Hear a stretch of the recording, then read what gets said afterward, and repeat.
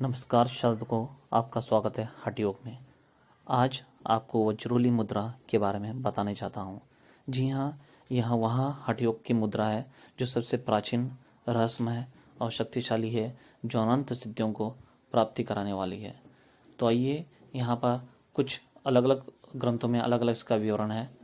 यह मूलम समुद्रोत्सर्ग काले यो बलाद कृप्शिप वायुना स्तोतकम त्याजेन मूत्र मूर्धमाकृष्य तत्पुनः गुरुपतिसमाग्रगेण प्रत्यम यह समाचरेता बिंदु सिद्धि भर्वत्यस्तस्य महासिद्धि प्रदायिका।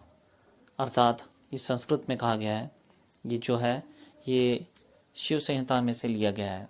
जी हाँ, तो यहाँ शिव संहिता में जो वज्रोली मुद्रा के बारे में कहा गया है वो बहुत ही असीम और रहस्यमय बात कही गई है। और यहाँ पर यह भी कहा गया है शिव भगवान ने पार्वती देवी से कि यह मुद्रा किसी नास्तिक को कभी नहीं सुनावे। तो यहाँ पर इसका जो अर्थ है वो कुछ इस तरह से है। गुरु के उपदेश पूर्वक सर्वदा मूत्र त्यागने के समय बल करके वायु से आकर्षण पूर्वक थोड़ा थोड़ा मूत्र त्याग करे, फिर उसको आकर्षण करे तो उसका बिंदु सिद्ध हो जाएगा। यह बिंदु की सिद्धि महासिद्धि की दाता है, अर्थात परम पद को प्राप्त करती है। मूलम क्षणमास समदे चे देव्य वै प्रत्यम गुरु शिक्षण शनात गेपनिया भोगति तस्य बिंदु दर्शनी नश्यति। अर्थात गुरु की शिक्षा पूर्वक योगी यदि 6 मास नित्य इसका अभ्यास करे तो शतस्त्री से भोग करेगा तो भी उसका बिंदुपात नहीं होगा। तो देखिए यहाँ पर कितना महत्व इसका बताया गया है, दोनों के लिए, योगी और भोगी दोनों के लिए यहाँ पर बताया गया है। गुरु के शिक्षा पूर्वक ये जो मैंने बोला है वो यानी कि गुरु के सान्निध्य में करना है। मूलम सिद्धे विंध्य महायत्न किन्ना सिद्धियति पार्वती ईशत्वम यत् प्रसादेन ममापि दुर्लभम भवेता। अर्थात यहाँ पर शिव जी कह रहे हैं पार्वती देवी से, हे पार्वती, जब महायत्न से बिंदु सिद्ध हो जाएगा तब क्या नहीं सिद्ध होगा, अर्थात सब सिद्ध हो जाएगा। इसके प्रसाद से यह दुर्लभ ईशत्व हमको प्राप्त भया है। तो देखिए यहाँ पर क्या कितनी महिमा कर रहे हैं शंकर भगवान महादेव इस वज्रोली मुद्रा की, क्योंकि वज्रोली मुद्रा से उनकी इस स्थिति हो गई है, वो इस शक्तिशाली देह को प्राप्त कर चुके हैं। तो इतना महिमा है वज्रोली मुद्रा की। अभी कुछ अलग घेरण संहिता में कुछ इस तरह से गाया गया है। वज्रोली मुद्रा भी अति महत्वपूर्ण मुद्रा है। हठ योग के ग्रंथों में इसकी उपयोगिता का वर्णन अलग अलग जगह है, जैसे मैंने आपको पहले ही बताया है। तो यहाँ पर भी वज्रोली मुद्रा जो मैंने आपको बताया है, ये मैंने पहले शिव संहिता का बताया। अभी घेरण संहिता में इसका विवरण किस तरह से है वो मैं आपको यहाँ पर बताऊँगा। यहाँ पर कुछ अलग बताया है, कुछ अलग तरीके से।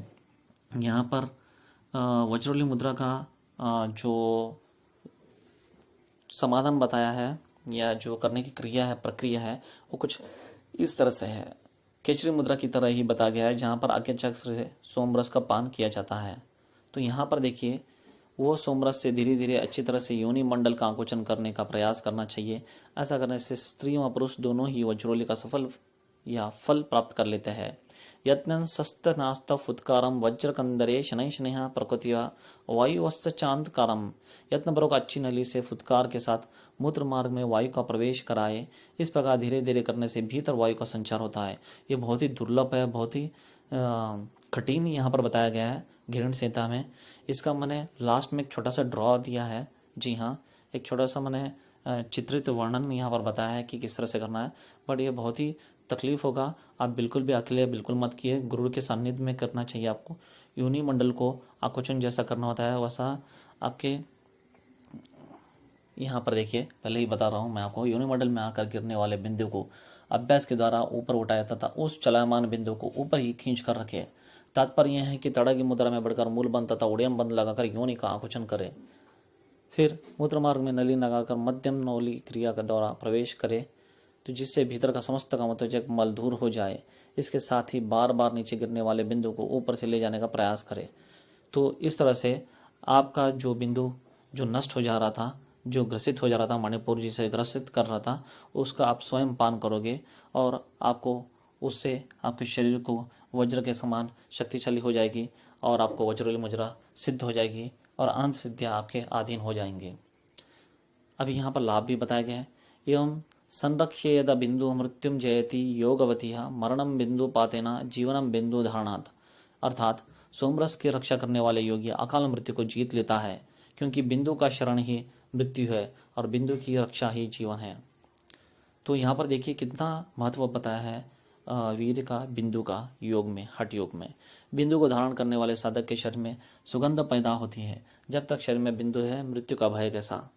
सावधानियाँ, खाली पेट ही अभ्यास करें, योग गुरु के सानिध्य में करे। जी हाँ, अकेले बिल्कुल ना करें, ये बहुत ही कठिन है।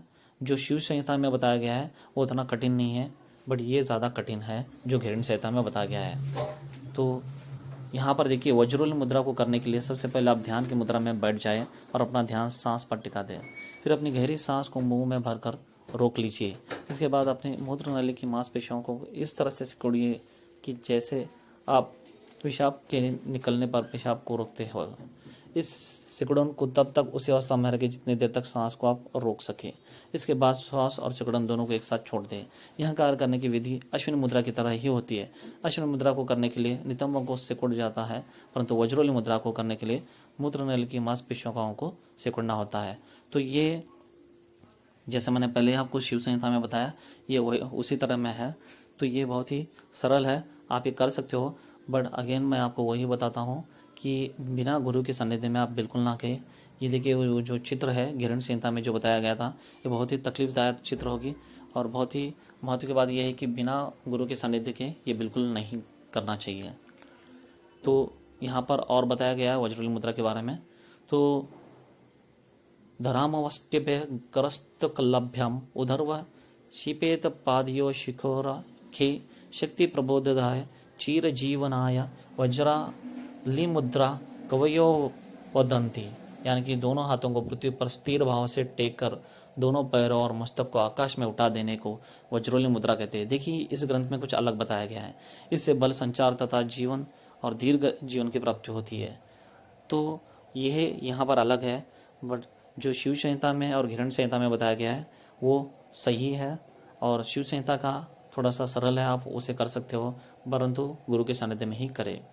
यह योग मुद्रा में श्रेष्ठ है, मुक्ति का कारण, परम उपकारी, सिद्धिप्रद है। इससे बिंदु सिद्धि उदरवृत्तस्य सिद्धि होकर वीरपद नहीं होता, बिंदु सिद्धि हो जाती है। और होने पर कौन सा कार्य सिद्ध नहीं हो जाता। भोगियों को इसे करने से निसंदेह सभी सिद्धियां मिल जाती है। जी हाँ, ये एक ही ऐसी मुद्रा है जहाँ पर योगी और भोगी दोनों को सुख, शांति, समृद्धि, सिद्धियाँ मिल जाती है। तो मित्रों, आपको ये कैसा लगा वीडियो ज़रूर कमेंट्स में बताना। आपको कुछ भी डाउट्स हो तो ज़रूर कमेंट्स में पूछे। और अकेले बिल्कुल ना करें मुद्रा को, बहुत ही कठिन मुद्रा है और गुरु के सानिध्य में ही इस मुद्रा को करना चाहिए। तो बस मुझे इतना ही बताना था। मिलते हैं अगले वीडियो में।